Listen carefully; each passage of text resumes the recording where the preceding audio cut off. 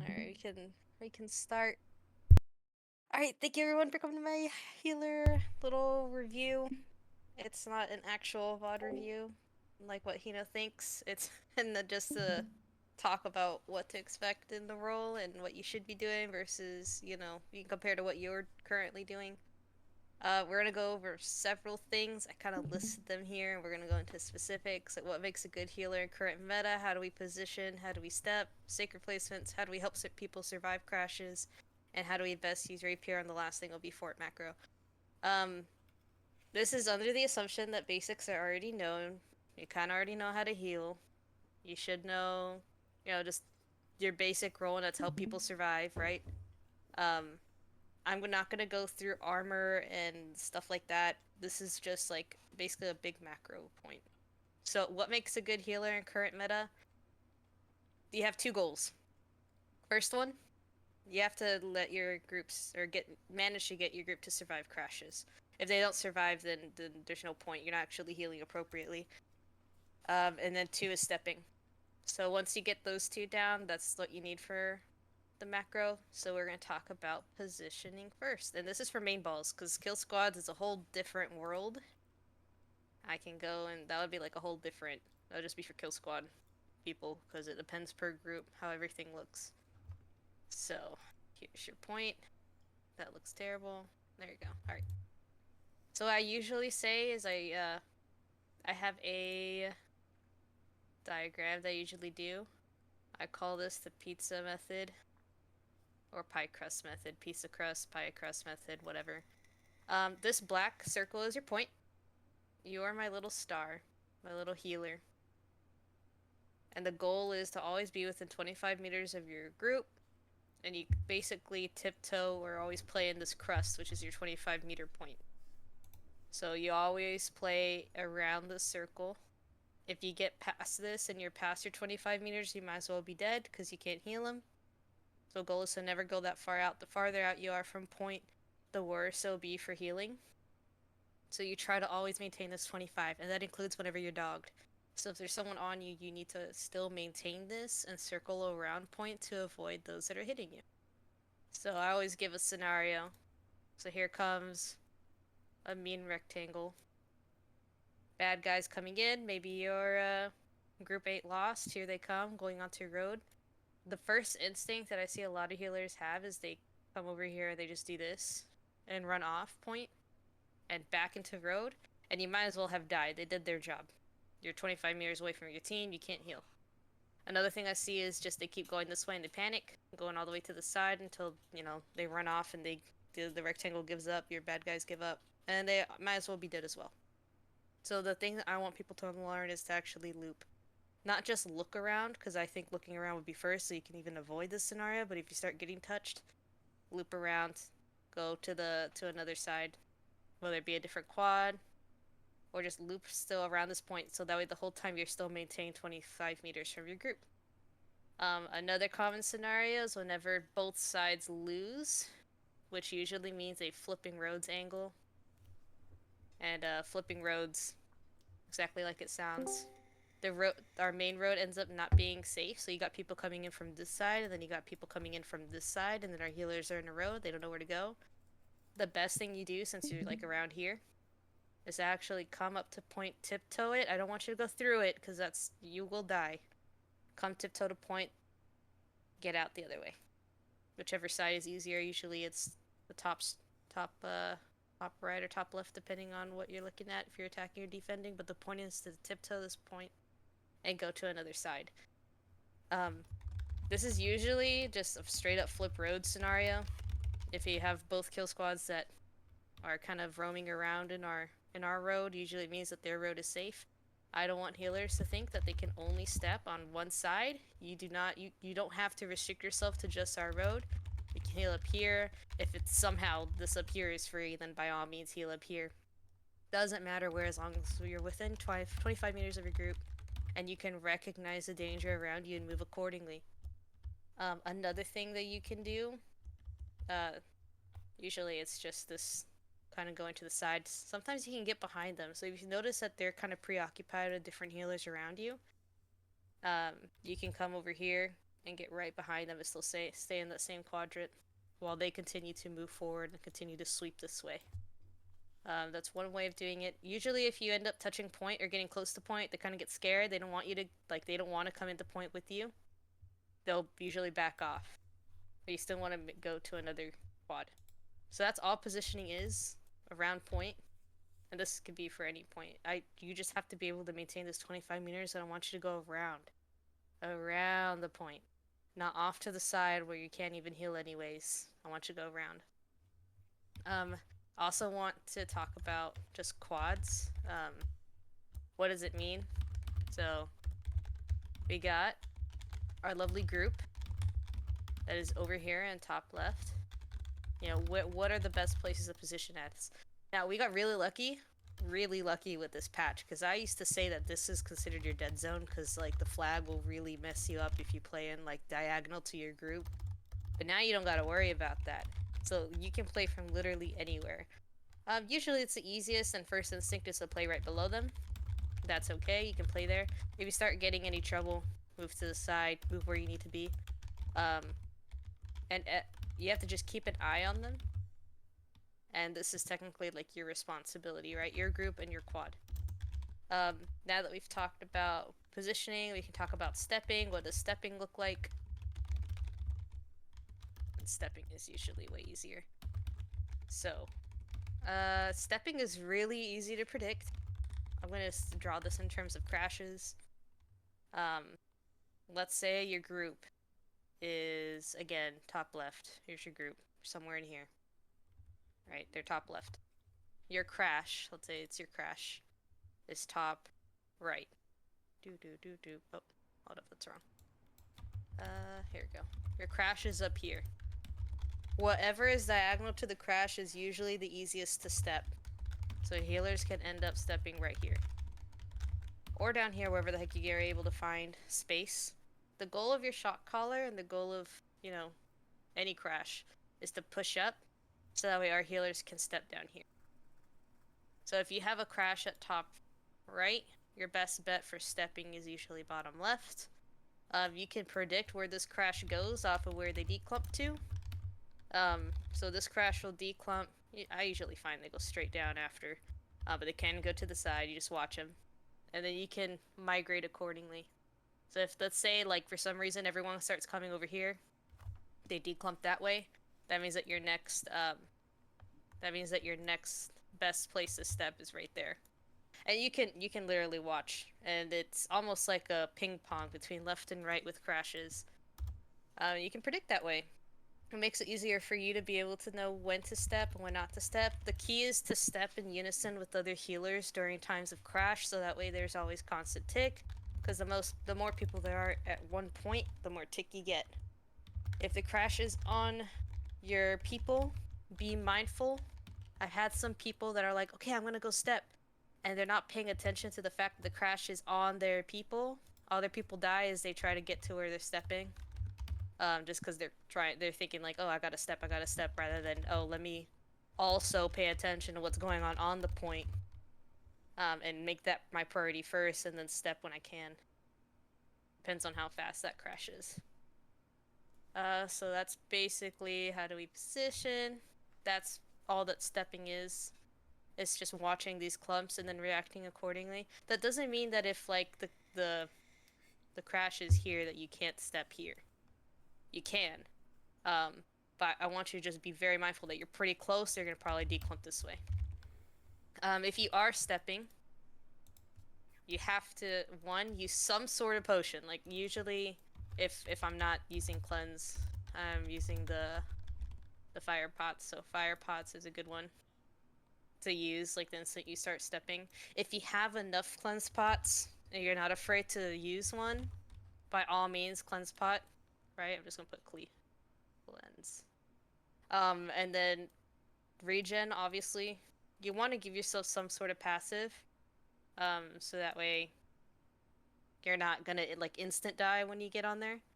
In times of high tick, and I'm talking like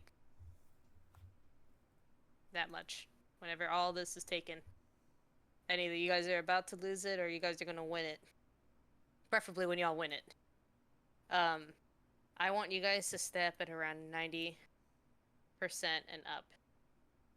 And whenever you do step, take a minute to look at where you're stepping. It doesn't take long. Take a second or two, look at it, look at the point from like a bird's view angle and see where it's appropriate to step. If you just rush to what's in front of you, you might rush right into a crash. You'll die instantly. But if you're noticing like up here is pretty safe, take that moment, go up there. In times of high tick, your like DPS, and I'm talking enemy DPS, your enemies that might be over here that would initially kill you for even trying to go that way are now all on point. So they're not looking at around what's going on at this point, like what's going around. They're all stepping. So you being able to go to like somewhere really far to go step will be easy peasy. No one's gonna bother you. And then step where you need to. And then pop everything that you can, right? If you are gonna pop your heart rune, cool, go for it. It can, be the difference for you being able to live and stuff. Um, just pop your heart rune and your cleanse at different times. So you can start off with your cleanse and step, and then switch over to heart rune when your cleanse is finished, or vice versa. You can start off with your heart rune, and then switch over to cleanse the instant that's finished. It's just so that you can prolong your stepping time, and you're not going to get staggered. Something to remember whenever you are also doing your heart rune. Heart rune gives you 4 to 5 seconds of invulnerability. You can't be shocked, you can't be staggered, you can't be knocked down. It gives you 4 to 5 seconds of that, so if you're gonna heal anyone, whether it be yourself or someone else, do it whenever you're stone formed. So that counts for stepping. Like, if you can step on and continue to heal for at least those 5 seconds to keep everyone else up, cool. That usually will decide the game from then on. It is, if you manage to get this tick, and remember what I said, it's all depends on like us stepping in unity. So if you step at like the 75 mark rather than the 90 mark, you'll end up being pushed out way before your 90%. And then you can't step again because you just used everything. You're just gonna insta-die. So that's why it's best that we do it with like 90-95%. Everyone steps. Every healer finds a little spot that they can step on, and everyone stepping ensures that we get the win. If you die, you die. Like, it's fine, especially for attack. For attack, that's where that matters, because one little person can be what makes us get the win, right? On defense, we're a little more scared to do that unless it's the very, very last point in fort. In defense, you don't want for everyone to just die on that last point trying to defend C, because then the enemies or the people attacking will just rush through A because everyone died. So I don't want you to think about that on defense. On attack, particularly, where stepping is super important, that's where I would say definitely in that 95% devote to trying to stick and step on. Any questions since we've gone over the first two? Would it be pretty accurate to say that, especially in the current meta where it's super crash heavy, um, that it seems like healers are what caps points more even than bruisers right now? Like, Yes. Yeah, if your healers and army lights. steps and they don't, then you're gonna win because you're just gonna have more people. Yep. It's an objective-based game, right? So it's like, as long as there's one extra person that's on point compared to their people on point, that's what causes tick. I So feel that's why I'm that, saying yeah. stepping in unity. That's why that's so important, because you could be stepping on and off point, but if there's like no one else stepping with you, do you even make a difference? It's And what it's is it's it? got to be everyone. Is it 3 seconds or 2 seconds? Once you, because it ticks for like 2 seconds after you step off still, right? Right, you gotta find good points where you can step. That's why I think like looking at your crashes and actually understanding where your crashes are going, and you can predict where they're gonna end up and where you can step. It's pretty much guaranteed that wherever that crash is, there's gonna be somewhere on this point to step, but I don't want healers to like do this where they go whoop and step right here when it's an even match, because then how are they gonna get back out? Like, they're gonna have to go all the way back around. It's more, that's why it's so important for the shot caller or whoever the heck it might be to aim for these crashes to be at the top of point, so that way our healers can step in bottom. Right. And if we are doing that really well and our shot caller is crashing on top, if the healers aren't stepping, then half of the value of those crashes is immediately gone. Yep. I will make So sure it's that I almost like crash your those. obligation. You can also do like side sidestepping. Like I've totally been playing like bottom right, and then I'll like step over here, and then when it declumps this way, I just go right back to the bottom, but I don't even get off the point because I can predict that that's about to happen. So it's finding a good balance because I don't want people to overstep and they don't recognize danger. So if you are stepping, I don't want you to be looking straight forward, autoing all the time. Look down on yourself. Looking down and doing this bird's eye view allows you to see exactly what's going on, distance-wise, all around you. And you can, see just how far you are from danger and know when you gotta dip. So looking down and alt looking is super important. Anything else?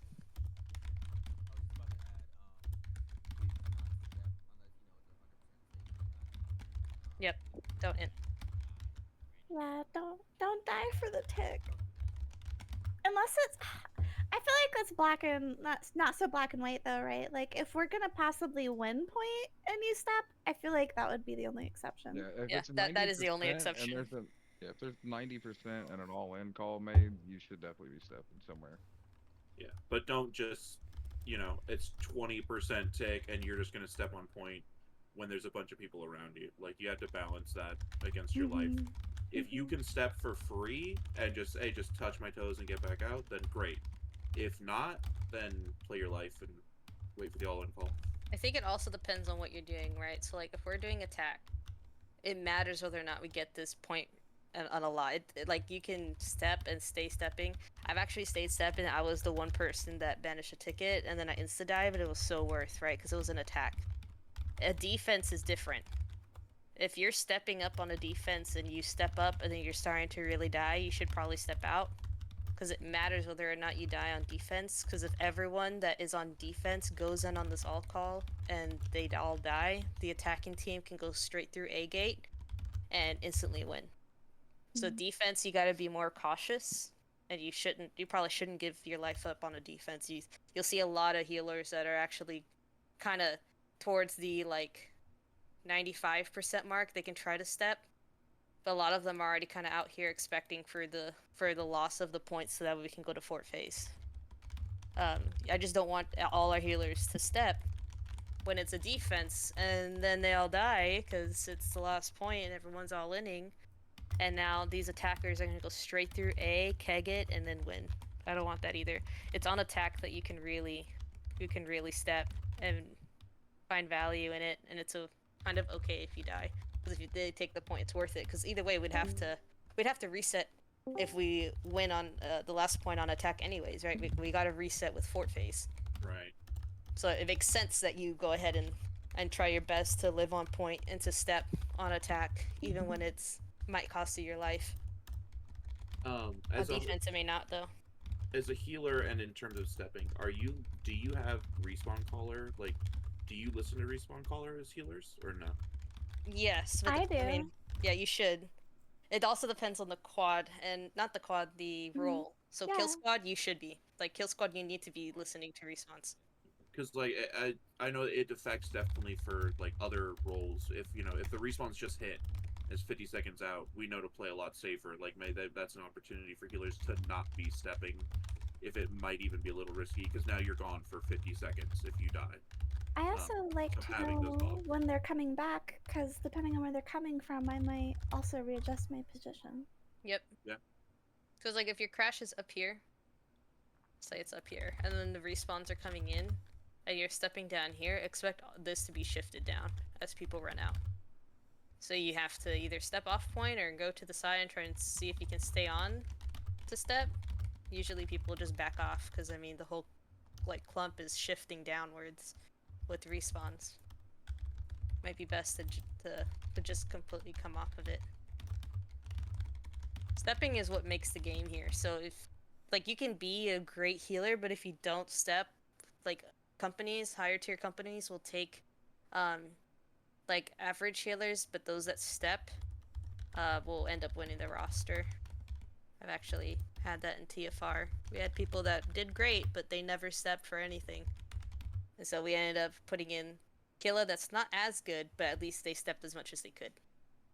We just saw that in our last war against Dread. We actually had really good kills compared to them, but we didn't put as many feet on the point as they did, and so we got 1 point help.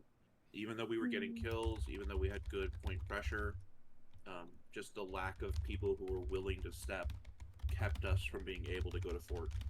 Right, Same and thing it's with not the just healers. 15K 3 out of 10 war tonight as well. Like not enough people were stepping the point, even though we were getting kills in space. Agreed. And the thing is, it's not just healers, so it's like for everyone too. Any light clerk, Fire stabs. like Yeah. any light, so anyone that Yep. can step in Yep. this bottom that just so happens to be down here needs to step when they can. I know it's like people are allergic to it or something. Nah, people were worried about their KD is what happened, Yeah. and they ego Yep. the call. Well, I think also healers a little bit get the well, I can't threaten my life right now because I need to be there to save my team, which Yep. is not a like I mean that you're the healer. That makes sense, but also there is a time where that is the right decision. All right. So I'm gonna go ahead and move to sacred placements. There is a diagram that I know y'all have. I know Mansky Mhm. gave it, and it's basically saying that every quad healer is responsible for their quad. Now, that doesn't mean that you, like, let's say, like, the crash is down here. I don't want you to do this. That's not what that means. It means that your sacred should be in this quad, but where in this quad also would help. Because your sacred's not like this. It doesn't cover the whole dang thing. I wish it did, but it don't. So what you'll see in like best case scenario is that here's your crash. You got sacred here. Oh man, I gotta put a different color for this. Okay, sacred here. Jesus Christ, that is not helping me. Give me a second. Okay, there you go. That hurts my eyes. We're Sacreds gonna are blue, just Just Anya. do green. there you go. Yeah, Jesus I'm Christ. blind, so all I see is squiggles. Okay, so you got one there. You got the AOE that's pretty much right on it. Your top one you'll see that G1 and G2 do whatever the heck they usually do. I think what their best bet is to just put it where it's needed, because you would assume that like top right has got this up here, or like this is would be your G1. Top right can be off point. Okay, so this one, like what do these people do, right? I don't want this.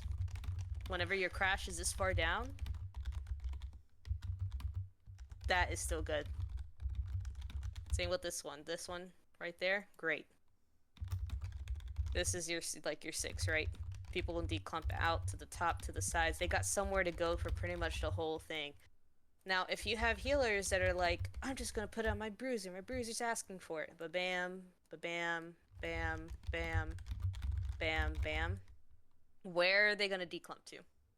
The Right? problem, the problem is bruisers should only be asking for it if they already have good positioning. And I Exactly. really feel Yep. like that sets the bruisers apart because only the good bruisers can call for a good sacred. Yep. And it's all related to your quad. Like if your bruiser is like the only time where I would be like, okay, you know what, you should put it on them even though they're off point is for those that are helping inner lane. So if like your left side, maybe like your top left is helping inner lane win their fight and you see nothing underneath them and it's this big old clumpy mess, put a sacred.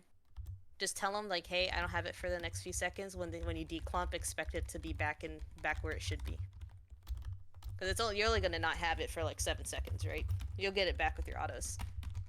So then the next time that you put it down, tell them it'll be back where it is because we already helped with Oppo. That's the only other time I would think that it would be okay to kind of put it off to the side because sometimes the clump is so big that the G8 Sacred won't be the only thing that'll keep it, you know? And I think because every healer is secretly a pointor. All of you just care about who has the highest numbers.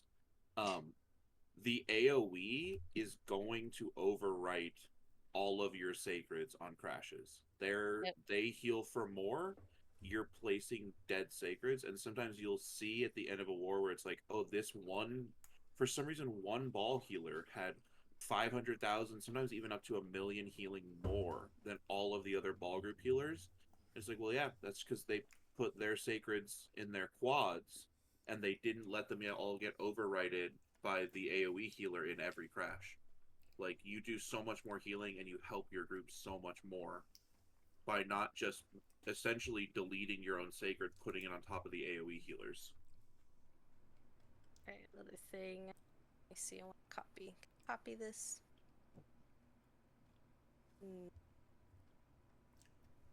There you go. Am I able to just paste? What is this? How do I put a thing on here? I want to copy, cut, and paste. That is not what I wanted to do. Nope. Damn it. I have a picture I wanted to show. Guess we're not gonna do that. No, it's not. Try making a new in the file, just hit new and then just paste into that and see if it goes. We'll go back to this. What the heck? What? Okay, whatever. I'm not even gonna bother. We'll look at that later. Alright, so we're gonna go ahead and bloop, bloop, bloop, get all this. Sacred Quad placements. DPS lives matter, by the way.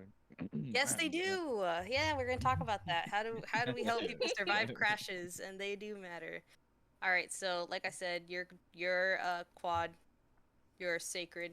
Now I know some people are like, well, the crash is down here, and like, you know, why would the sacred even matter? Like I said, the declumping is what kills people or keeps them up. The declumping, so they can be down here and be on top of the AOE sacred. They declump whenever they're low, and if they don't jump onto something else that's giving them fortify, they're gonna end up dying. That's where your sacred placement really matters. So you want to spread them out on point as much as possible. If your quad healers are very strict and disciplined about where they're putting their sacreds, and that it's pretty much always on point, that leaves your G1 and G2 to put it in places that matter, depending on where the crash is. And then obviously your AoE will be exactly wherever it should be. So it really is good to look at that diagram. It also explains where G1 and G2 should put theirs. They should be communicating at least a little bit on where they're putting their sacreds. G1, G2 healing is special in the sense that you can collaborate with another healer at the same time that you're warring. And you can talk to each other about like where places are that's safe to heal from. They're kind of like having a best friend that's there also in the mayhem. That's really nice. So that's sacred placements. Oh, if you're a G1, G2 healer and the AoE dies, G1 takes over for AoE. So the only time that doesn't happen is if the G2 healer has higher focus. It'll probably be best for them to take over AoE, and then G1 does whatever they want. But you guys have to establish between the G1 and G2 who takes over whenever AoE dies. And you have to communicate that. So G1 should tell G2, hey, AoE dies, I'm going to start putting mine on clump. So that way they can look for other spots. Or, like, you guys just have to talk with each other and see who's supposed to be the one that's going to be putting it underneath the crash. So you're saying our G1 and G2 shouldn't be muting each other? No, they should not. Yeah. Yeah, no. Especially if, like, G1 is down and then your AoE is having trouble. Right? AoE's down here. Here's my G2. My G1's dead. AoE is starting to get dogged. You should be healing that AoE. Having them in the same call, because AoEs don't even talk much anyway. So if you're hearing like, oh man, I'm in a road, I'm getting dogged, your G2 healer should be looking to help out. That's like your backup. They're literally backups for each other. That's why it's important for you to have them unmuted and actually talk to them. If you find out, like, let's say you're G1, you're in the middle of this road, and you're getting dogged. You're noticing it's just not safe here.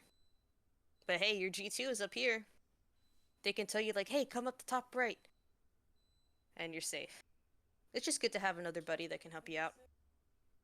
You can even ask them for heals if y'all are close to each other. So it works out. So let's talk about how we survive crashes, because honestly, this is what sets everyone apart. If you can't help your team survive crashes, then you're not doing your job. That's like a bad benching angle if you don't even improve in that. So, crashes. They're predictable, right? On attack, the people, like, you'll find that your shot caller will voice these crashes first, right? So let's say you put a crash down here. For attack, let's see. You're gonna hear the shot caller voice a crash. Do not clap with the first crash that happens on attack, because that's our crash, right? That's your people crashing. Those are the deados for your group. Immediately after your group deados is when you'll see a second wave of deados that is the recrash on the fence side. That is the one that matters for you to clap along with. That's the one that you want people to survive. If you waste your clap on the first crash call from your shot caller, there's no, you're not going to heal anything because it's you people, like, it's your deados. Your people aren't going to get low. The second wave of deados that decides whether or not people survive. And that's where your clap comes in. Premeditated claps are great.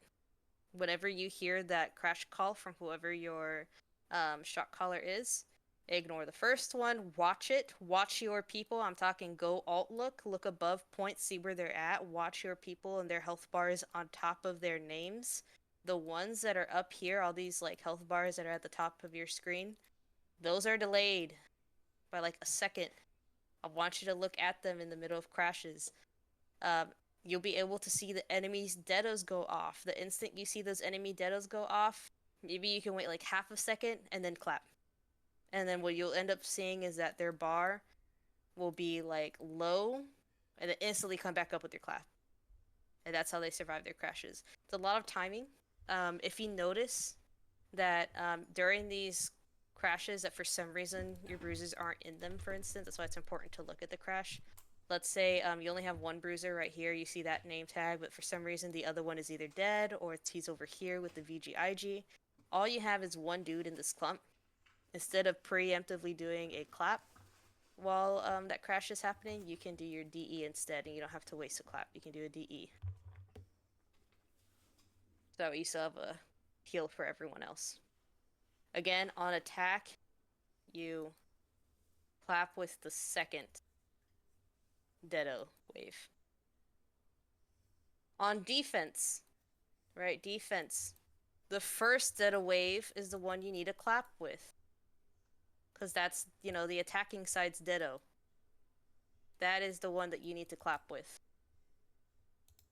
So that's the difference between, attack and defense. First, second Deado on attack is where you need to clap. First Deado on defense is where you need to clap, so that way you can try to get people to survive as much as you can on point. It's also important to not just waste claps willy-nilly, right? Like, you can't just be given claps at random. There is a reason for them. I want you to clap, like, in between, like, these deados and these crashes. You can clap in between, but what's a good time to clap, right?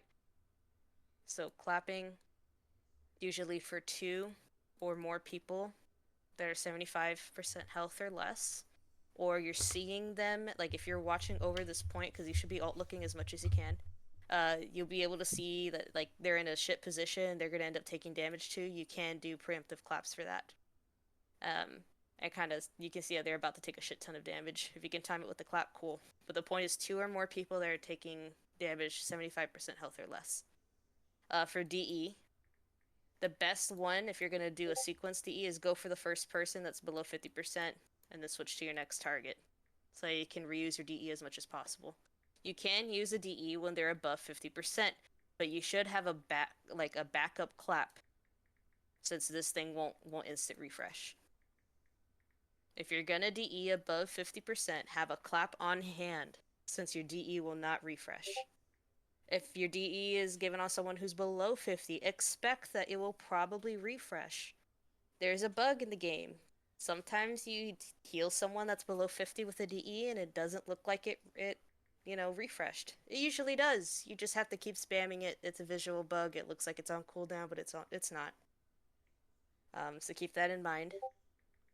If you have someone who needs chained DEs, they keep, requiring DEs. They keep going below 50. You're giving them one, they're below 50 again immediately, give them another one. You're going to keep giving DEs until they don't need it. By that, I mean you're looking at their health bar and where they're playing, as well as looking at their health, like, onto the side. So I don't want you to, for instance, I've seen this play out where they're like, oh, Anya, I healed them with a DE up until they were like 80% health. I didn't think he was still in danger. I didn't think to, actually look where he was and still prep another one just in case. I stopped because they were at 80%. And then they went back down to like 30 in point 0.5 seconds because they were actually still being dogged. I didn't bother to actually look where they were. A lot of healing is actually babysitting your freaking people and looking at them a lot and pretend they're toddlers. It's like they're always going to get in trouble somewhere. You got to keep watching them. That's me. Basically, Mansky. Yep. If you just have to always keep an eye on your people. Keep an eye on the health bars that's above their head, as well as the one on the side. Remember that delay can end up deciding whether or not they live or die.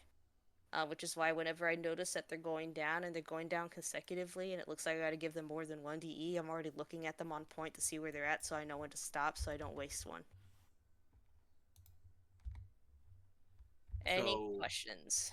can you give us so I'm just gonna for throw out a hypothetical just so we make sure we're tracking it all. It's an attack.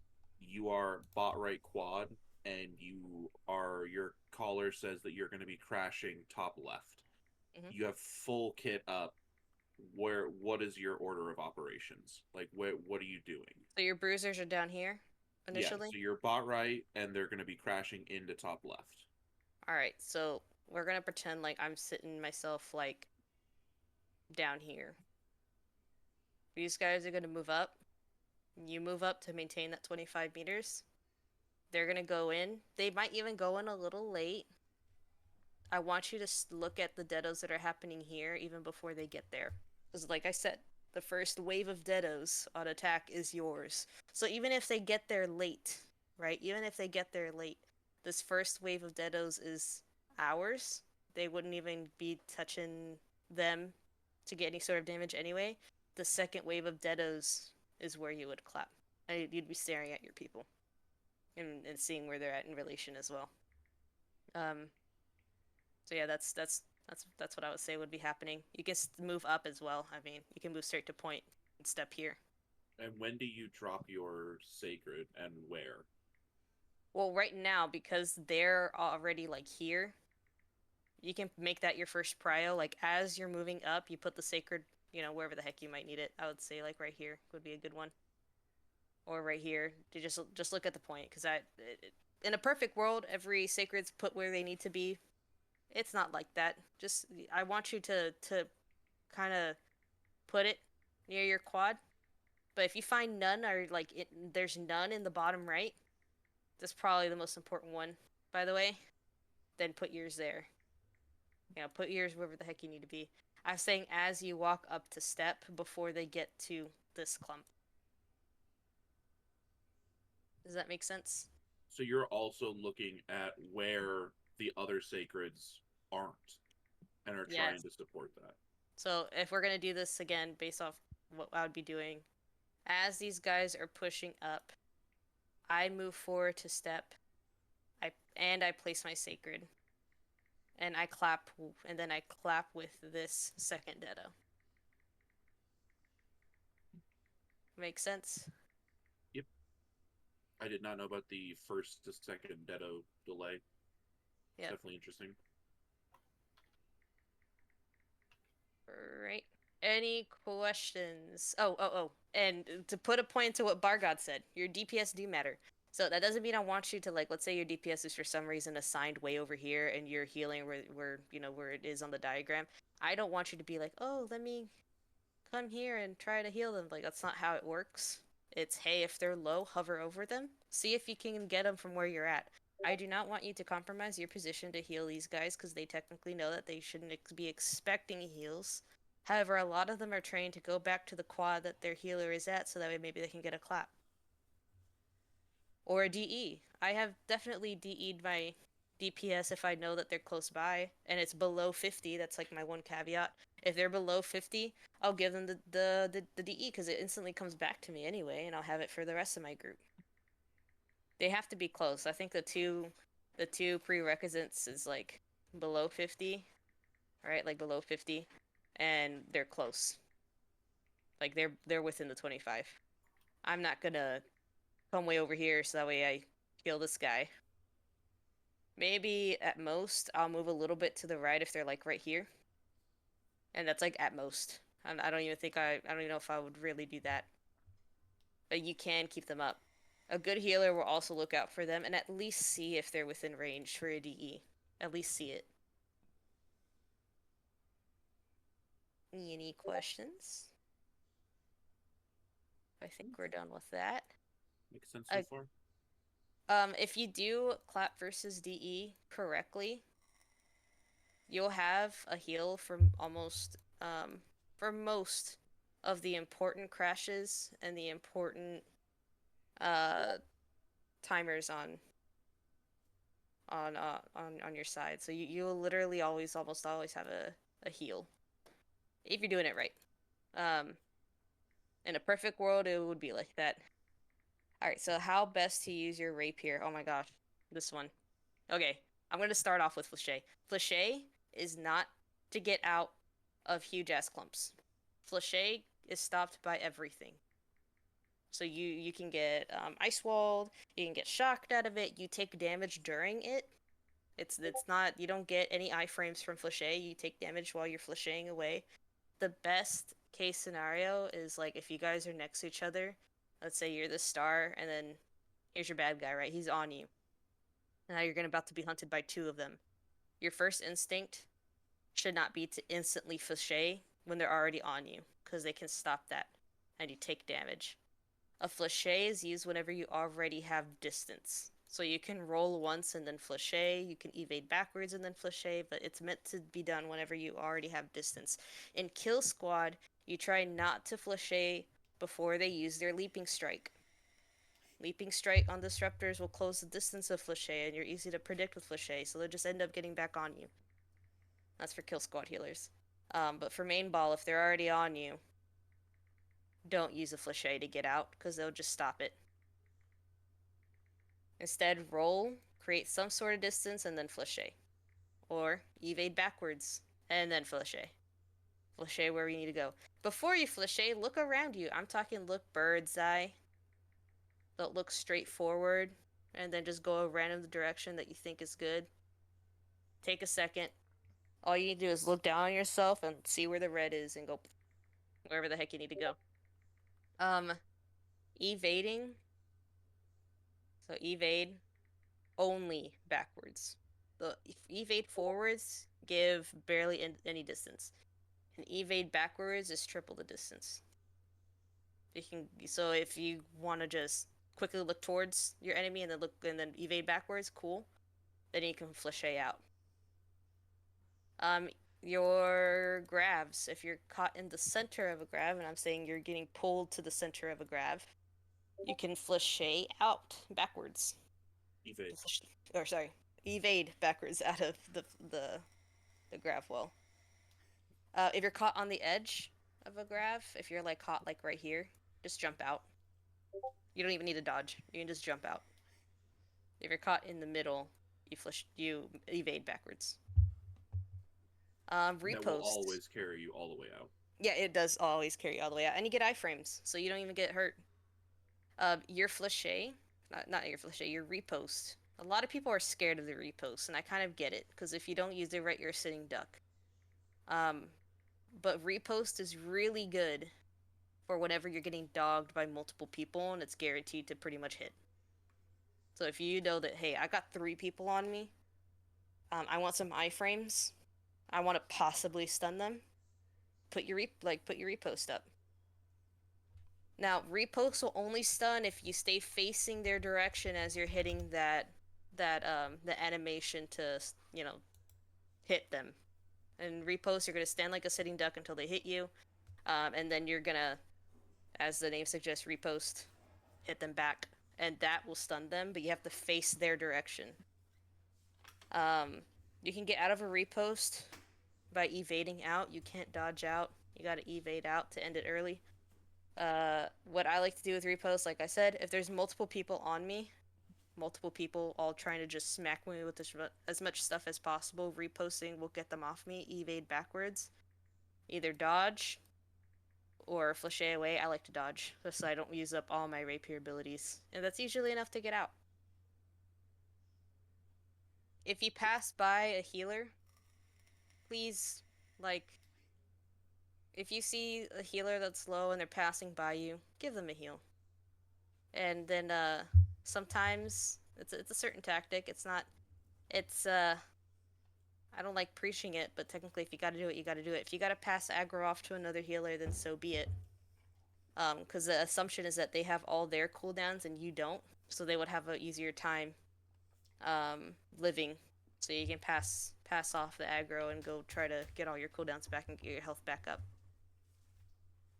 So don't get angry if you see that happen. The only one that I would say don't do that is like kill squad, because you shouldn't even be close enough to another kill squad group to be passing aggro off like that.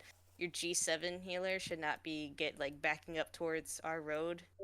I guess it'd be this side. Your G7 healer shouldn't be backing up towards our road and then bringing all the danger to our healers that are down here. That would be like the only time that you wouldn't do that. What were you about to say, Mansky? Oh, I was just gonna say, having sat in chat with all of the Group 7 people, and they played a million VODs. If a Group 7 or a Kill Squad watches you use all three of your rapier abilities, you become the only target for them for the next like 10 seconds. Like everyone is going to be on you. So if you evade, riposte, flashe, everything, you just made yourself the biggest target that they have. And the thing is, like, how to survive, you need to not trade more abilities for what they're giving you. So if they just hit you with the shield bash, right? Don't be dodging, evading, and then like dodging, evading, and reposting away all for just one ability. Like you gotta make it worth it, right? Like don't panic. So that's usually what I find that healers do. They panic. They don't notice the stam. They don't notice like, oh, this guy's only auto attacking me. Like they don't even notice that. They'll just all the disruptor will do is just auto attack and they flip out and they do like 3 dodges and then they flashe away. They do an evade. Watch what they're doing, and try not to use too much of your stuff. Especially if it's just one disruptor, like one person shouldn't be hurting you. Alright, so I want to say that's it for rapier abilities. Can't think of anything else. The reposting with distance. Sorry, your flashe with distance. Your repost. Oh, if you're really low, put a sacred on yourself. Don't be afraid to put a sacred on yourself. Your health is more important than your group's health. Because in theory, if you die, they all die anyway. Right? Don't be afraid to put sacreds on yourself. If you're extremely low, do not switch out your rapier for a life staff. I know everyone does that. It's like, hey, I want to give myself a DE. Keep the repost up, please. Not the repost, the rapier. The rapier is meant to kind of stabilize your health. Once you find a good time to actually give yourself a health is whenever you do your life staff. So rapier is to stabilize. Life staff is to give yourself health. If you're not stabilized in health, it means that you're still getting shitted on and dogged, and you don't find like a good opportunity to give yourself a health. Then pulling out like the life staff will just be your death. People that think that clap is faster than DE, that's a lie. Clap is like actually slower by half a second. Side note for healers too. Most of you're gonna be up against like spear players too, right? Like if it's a spear sweep, you can block that. Mhm. It's the easiest thing ever, and it's the most effective thing. Don't Go like block I a great know sword. for main ball, a lot of people unblind the block. Just put it on a different key, because I know like um whenever you want to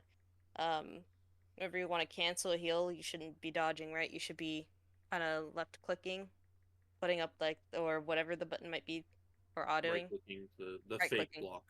Yeah, the fake block. You should still have your block somewhere bound though. I know in Kill Squad you should have it bound. Um, the things that you can block include most spear abilities. You can block the Scorp. It's great. And SNS abilities. Do not block the Greatsword. Greatsword will completely take your stam. But your SNS and your spear abilities, really easy to visualize. Like the shield rush thing, that one you can tell from a mile away. You can just block that. And they do not take a lot of stam. If you're wondering, they don't. They don't take the 40. They take maybe 20. It's very little stam, so you can't do that.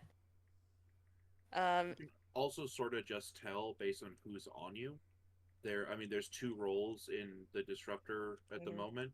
If the person that attacking you has a spear, he's just looking to CC you and lock you down so that somebody else can follow up. If the person that's attacking you has a great sword, that guy is the one that's actually looking to get the kill on you. So if Yeah. the guy that's rushing you has a spear, just expect, all right, this guy's about to throw every single annoying CC ability at me, but he doesn't have the damage to kill me. Um, Also back to my point, if you put a sacred on yourself and you're really low, keep the rapier out. Don't underestimate your sacred. Like your sacred gives you fortify. You'd be surprised how you live. Don't leave it. I've seen some people that are like, I'll put a sacred on myself, and then they're still really, really low, and they still jump out. No, stay there. If you have your repost, you kind of want to be a sitting duck with the repost because you still get the iframes, and then if you they like wait for you to get out of your repost while you're low and in your sacred, you actually get 2 ticks of your sacred, so that gives you some health back. And then just expect to spam dodge the crap out of there once you're out of your repost animation. So you so don't underestimate your sacred. Don't underestimate your repost. Um, I know that there's some kill squad healers that'll purposely kind of let their repost sit there on top of their sacred whenever they're low, so they can get some ticks and get iframes, so they get the ticks up because they have nothing else. DE versus your pot, health pot. Your DE is an animation, and you do not get an instant health. You have to let the animation conclude, and then you get the health, right? A pot is an instant health that comes with an animation.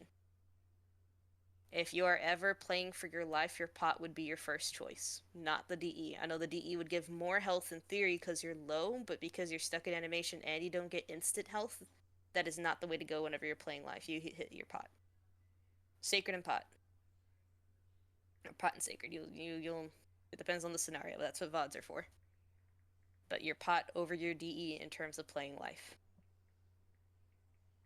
Especially if you're, I want to kind of add to that. If you're looking for distance, you definitely want a pot over the DE. Pot also gives you fortify if you're running fortifying kills, so keep that in mind as well. Yep. I think that's good for how to play life. There's some other stuff in there, but at that point it would be more for VODs with examples. I think that's a good bit. One little thing I just wanted to add was dodge jumping. Oh yeah. Creating a little more distance. I didn't hear it gone over, but just creating a little more distance, it'll help you not double dodge as much also. And so just get in the habit of knowing when to jump after, such as like you have evade down, you get hit with another grab while running out. You can dodge jump out of it instead of double dodging, and it'll usually reset you, get your stand back up to where you can dodge without stamming uh, the next time. With that in mind, jumping, if you're at an ice, was it Ice Storm. ice storm? There you go. Jump. Don't run. Don't dodge. Dodge Hmm. will also be slowed. You might as well just jump. It's like that glacial Tarn boss, where you gotta jump around whenever you're in his storm. Um, Same thing. Jump. If you're hit by an ice wall, you can also jump, because it's gonna slow you for a while. So don't underestimate jumps. All right, fort macro. Oh boy, this is its own thing. This is kind of explained what you're supposed to do on point. You're positioning around point. Fort is his own beast. It kind of depends on your defense versus attack, but your rotations are pretty much the same. I have a very crude diagram, and I'm talking super crude, but we're gonna go with it. Like it's Um, foul, like you got like bad words on it and stuff, maybe boobies or no, something. it's you'll see. Hold up, we're gonna open this up. All right, we're gonna switch over screens, change windows. Well, bang. All right, I made this a long time ago. We're gonna go over it. I think it's beautiful. You can judge my stuff anyway. Um, every single one of these lines is a different rotation you can have. I don't think I can do any more adjustments to this, unfortunately. You just have to follow my cursor. If you're going in, and this is on attack, if you're going in through A, you want to hug your sides of the gate. And I want you to hug up to the horn and cast down. That's what these arrows on dirt for. You're casting down. You can technically go to dummies. That's not always the safest. And then going down, you can go up to shops and then cast down. These are like the way you can do it for casting in dirt while your people are pushing in. First and foremost, you do not push in when they say to push in. You let your healers, no, sorry, you let your bruisers go in first. You let the initial clump form. You let them push in. Their bruisers will then follow your bruisers, and then it'll be freer to go into fort. You put in your cleanse, your regions, your fires before going in, particularly your cleanse, and you walk in. Uh, don't like waste all your abilities just trying to get in, because guaranteed you will end up probably needed over here to survive. Um, do what you got to go in, but I don't want you to use everything, because then how are you going to survive like being up on stage or being up in shops if people come towards you? So the idea is you use cleanse so you can like jump, roll up. Maybe at most use a flechette, like at most. Uh, Coming up to shops. Be wary of going straight to heaven because we haven't established control yet up there. I usually like going straight to stage, hell, shops, or beneath banners. The To things be that you're clear, gonna heaven is the wall over B gate. right, heaven is the wall over B gate. This is for side points, right? Like if you're already healing at B gate, you can kind of just stay here. Um, you don't immediately need to go in. Again, you need your bruisers to push up. Once they're pushed up, you can start coming in to start healing. If you're free to heal from B gate, then I mean you can stay there. Usually they jump down on people or they start pushing healers out, and trying to kill them out here. You don't want to be stuck out here, so that's why sometimes it's better for you to come inside. Um, you're gonna see people healing from stage once we have control. You can heal from hell, it just really sucks. You gotta be careful of doing that. I like healing underneath banners and on top of like this hay stack that's on off to the side of B. Killing underneath banners here. Going up to be heaven whenever we have control. And ideally your kill squad will tell you guys in main comms whenever you have top heaven control, so that way your healers can come up. And then these blue lines represent your ability to heal. Once you get on top of B, the most that you can get healing wise is like right to the tip of point. Like you won't be able to heal all of hell. Like the most you'll be able to hit is like right here. Now that we no longer have an LOS issue, you can heal from top B and heal directly below you. So that is amazing. A lot of these little spots and crannies that weren't really good are now good. So that would be like in between. Because if you heal through B, you can actually hide yourself in like the wall to the side and heal without actually looking at your team. Um, there's some little cubbies that are like right here on the first floor, like on the ground. You see some cubbies off to the side you can technically heal from. I always like healing from horn if we have it available, but you can only go to like this far into point.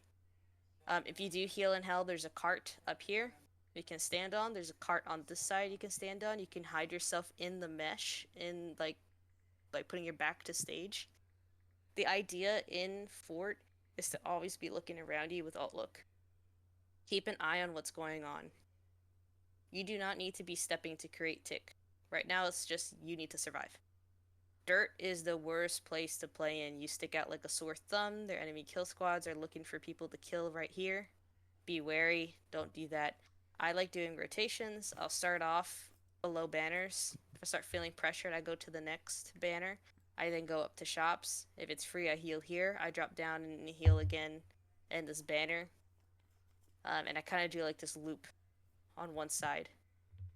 Some people, it's really dangerous to make this trek that goes through dirt. You have to be very careful when you do it, because if you ever want to heal through stage, then you can jump to hell, go back up the stairs, heal on stage, jump down to hell, go back up the stairs. You can do this loop here and kind of get people off of you. The same thing applies for healing inside fort. You clap for whenever, two or more people are low. You're looking for crashes. The same thing applies. Second crash is wherever you would clap for attack. First crash is defense. You do not have to worry about stepping here. It's so chaotic. I do not want you to worry about stepping. I want you to worry about your positioning in fort. If you are my back gate people, a good place to heal from is right on top of E and right on top of D. And I'm talking like the first landing, not all the way to the top. And you're able to heal pretty 2 point and like majority of dirt. You're able to heal this much. Pretty good distance. Trying to think of anything else.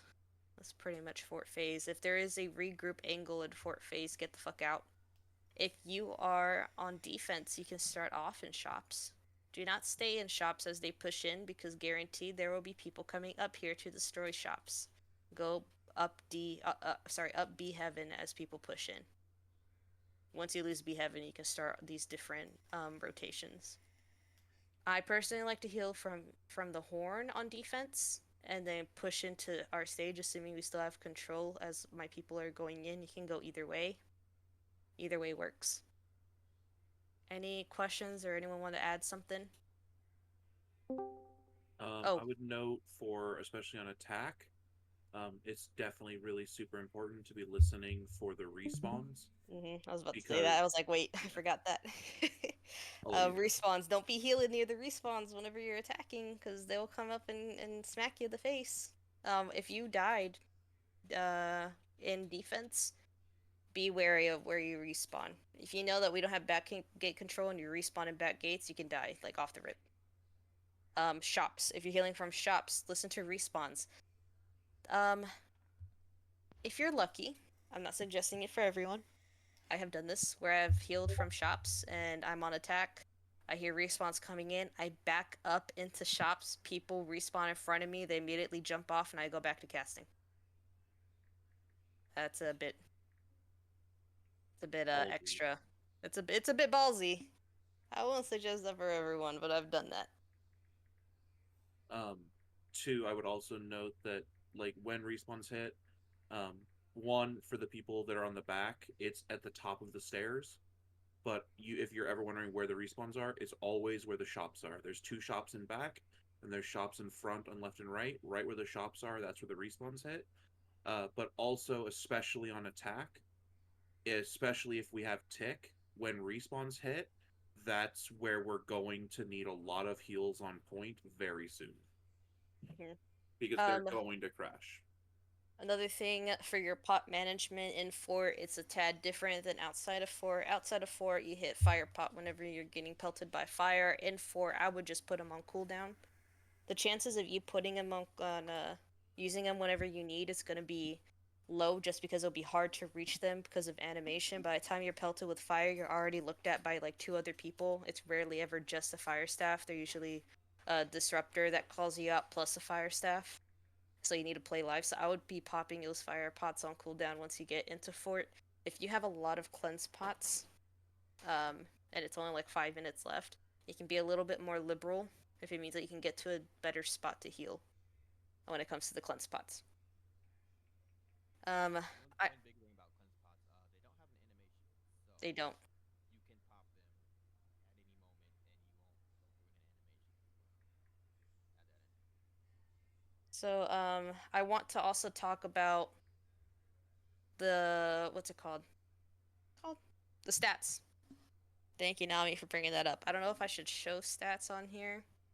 I guess I can show one from Delos and explain stuff. Here, let me show one from Delos. I just don't want to. There's too many people that have overlapping stuff. But I know Delos. Hmm. I don't have access to the Delos ones. So I want to talk about what your stats mean because a lot of people think it's just the dang number and that what determines what you're if you're a good healer or not. It is not. Okay, it is not what determines if you're a good healer. I don't care if you got 3 million. If your people died a lot, that's a problem. Um, your damage also tells us what you're doing during war. There's something called attacks per minute, APM. The more you dodge, it's implied. Sorry, not the more you dodge. The more that you auto and the more damage you have implies that you're able to get cooldowns more, which implies that you're able to heal more, which usually relates to your people living more.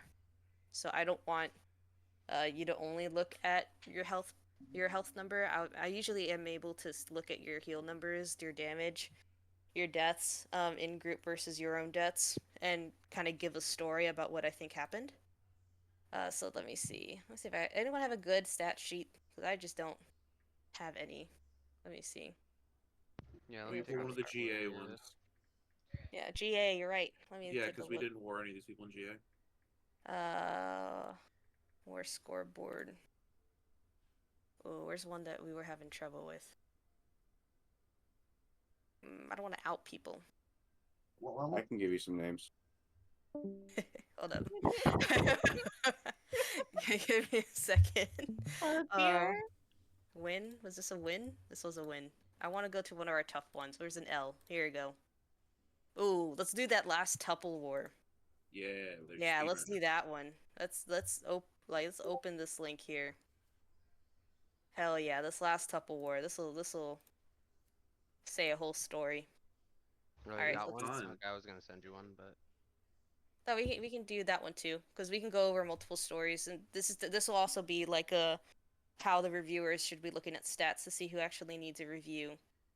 Um, Let me change up this screen, change windows. All right, so let's talk about this. I don't know if y'all can see this. Is it too zoomed?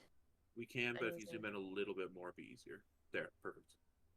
All right, so let's look at this. Da, da, da, da. Let me go through here. All right. So I want to explain like Chaco. Chaco's in here, so we're gonna explain Chacos.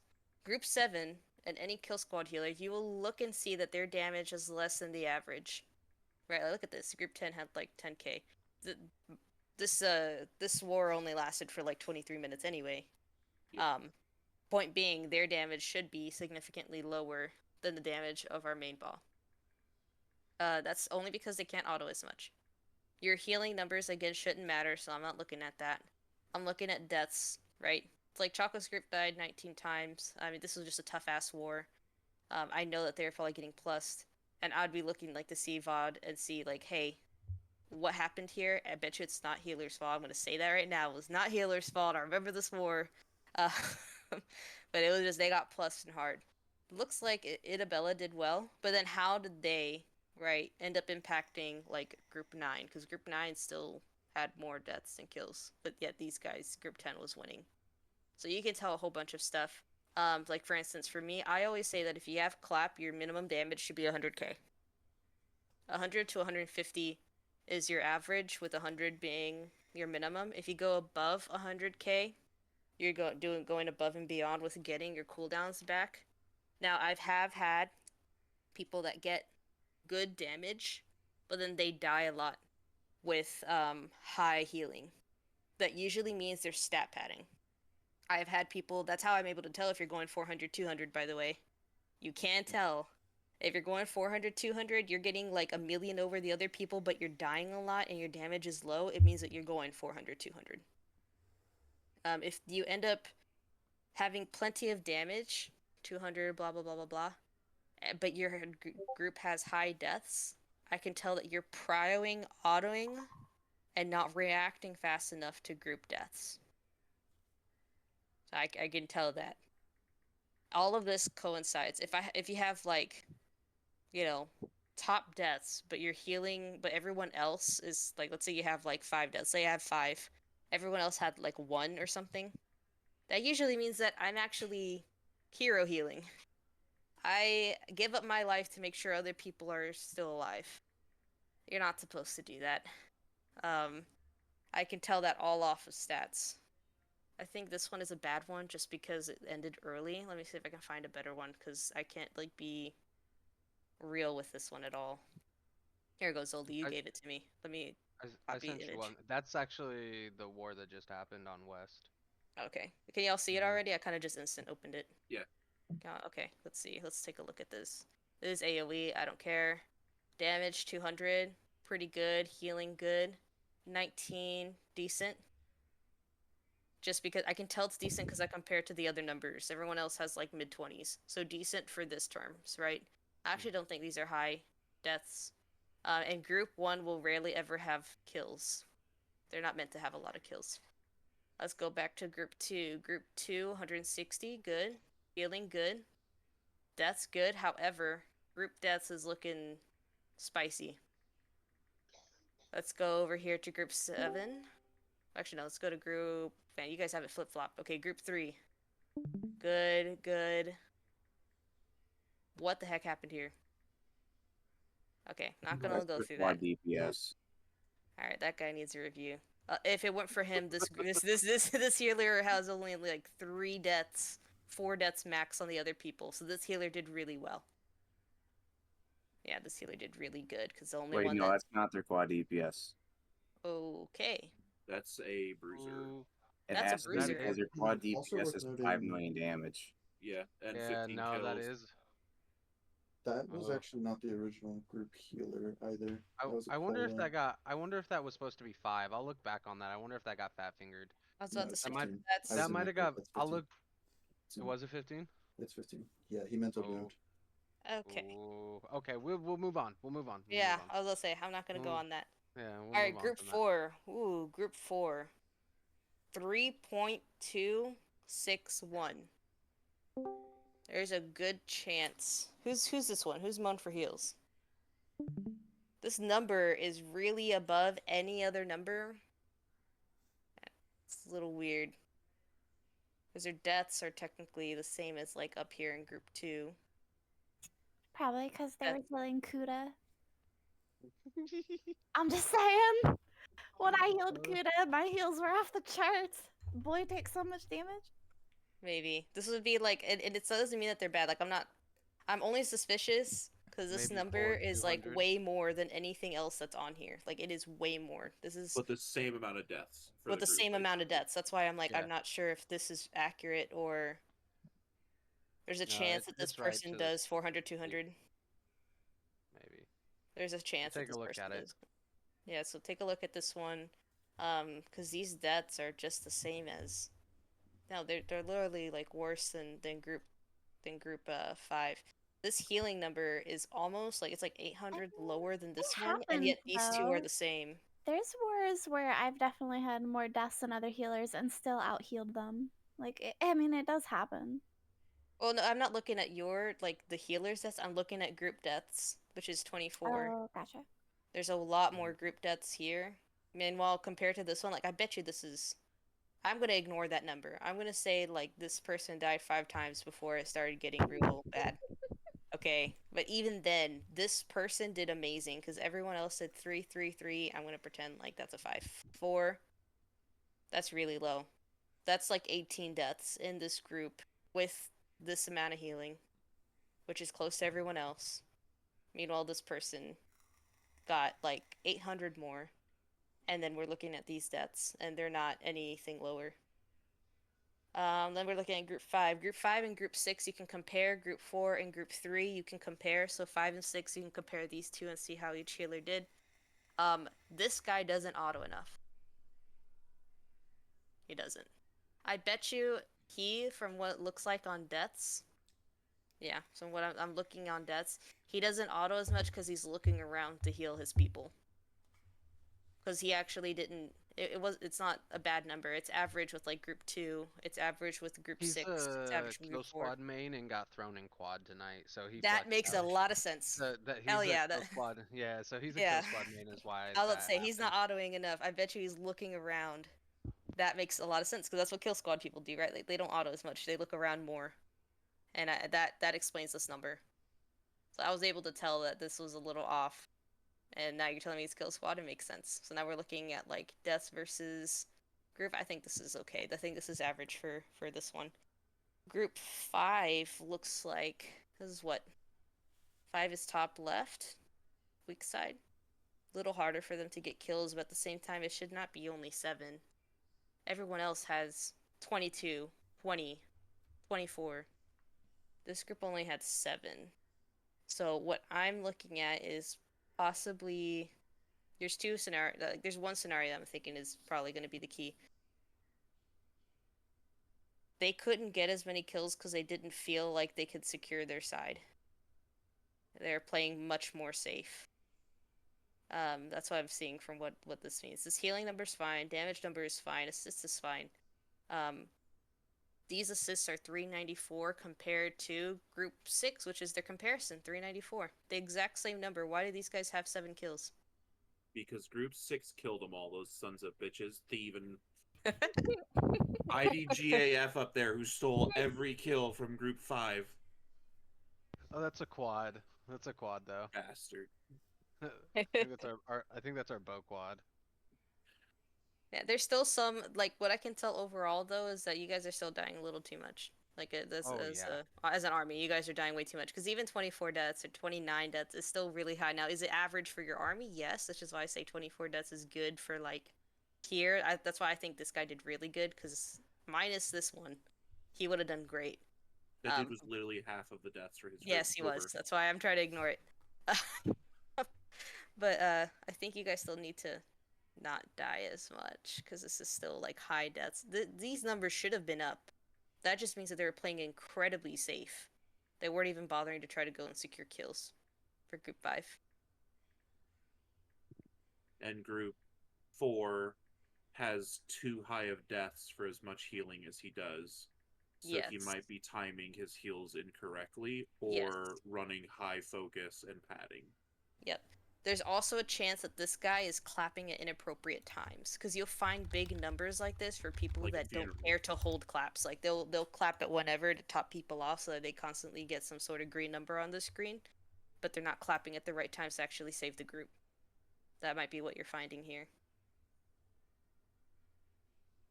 There's different things you could tell with stats. And then kill squads are their own thing. I don't even look at stats for kill squads all that much just because it's its own world. You have to actually look at the VOD to see anything. I've seen like group 7s that look like they're struggling, like they're like the kills like this is all a mess, like they have more deaths than kills. And yet they still held their own when it mattered in their VOD. So I don't want to look at any of these. The only thing Yep, you will that makes see sense. here is that like Group 8. Group 8 is basically a quad. So that one I would look at. Group 8 is basically a quad. So you'll see them like being able to auto attack more because they don't have a sender. They don't have anyone that's focusing on this healer. This healer is just living his life. He's 27. Yeah, that's about average for the army. And it looks like only 11 deaths. So if Group 8 got 11 deaths, which is the same side as Group 6 and Group 4, did Group 6 and Group 4 take all the kills that are meant to be in inner lane? That's Group 8? The Group 6 and Group 4 go off point a lot to help the Oppo? Group 8 got distracted wide because we had Oh, a BV in the back lane trying to run down Group 9's healer the whole time. okay, never mind then. So I don't want to talk about Group 8 tonight. I felt like I was solo out there in that lane. It was Which rough. one which war is this, by the way? This is the war we just had, Pharma versus Hold W. Oh shit, dog. Yeah, All yeah, right, this is Anya, Hold up, this is pull up Group the 8? pharma stats. yeah, Hold the hell up. Migo was Group 8? yeah, it was rough. I Oh, wait, they yeah, I weren't gotta. facing the right people. Did y'all know that? Like this is groups. Our Group 7 was fighting Group 8. Why was Group 7 fighting us? That You're shit supposed hurt. to flip. On Reekwater? Yep, Yeah, Reekwater, Okay. you do an A point supposed hold and to you flip. flip weak sides. They Weak didn't side do is on that the other shit. side. Yeah. Yeah, Reekwater is like that's Morningdale. that's No, why y'all were getting screwed. yeah, that Uh, they didn't call that at all. That's why That these guys are doing well, because I funny. mean, they're just yeah, eating over there. yeah, that's you know what? That actually that hurt both armies, because that means that we like beat Group 8, but our Group 8 couldn't beat Group 7, because that's why this Group 7 looks really good. Yeah, I was But wondering. that it Uh, literally hurt both sides. yeah, because you guys had your quads out there, and that shit was rough. And then I got Yeah, moods looking at me, pinking me with a bow. Anyways, I won't get into it. It was fun. It was a good war. it It was a was a good war. good war. It was a good This war. is just now y'all know, because these would be more even. So because you guys have this going on, like where we didn't switch, it just hurts both, like it hurts both armies, because I'm guessing this Group 7 was owning our Group 8, vice versa. Our Group 7 was owning you guys. Yeah, I couldn't secure a kill out there to save my life. It was rough. Yeah, Rough. well, Not enough Okay. block. I mean, but it's on y'all though. Like you're supposed to switch. You're supposed to switch it up. It's just like on That's on Morningdale. the If shot you go to caller. the A one, no, you're 100% right. They should The, have known to do that. they didn't. I went right where the raid plan told us to go. If you had gone to the other side, you'd have been wrong for not following the raid plan. Exactly. Yeah, it Just told you. wasn't. There's no way to win that Yep. scenario, but you're supposed to switch it up. Anyway, you guys can stop the recording. That's kind of all I got. We can just continue to talk about this, but this is. I don't want you to keep going and this everyone's wondering like, oh, is there more to it? Like, nah, that's. We went over fort. We went over like what it takes to be a good healer. Everything that you need to think about. The basics. I'm assuming y'all have.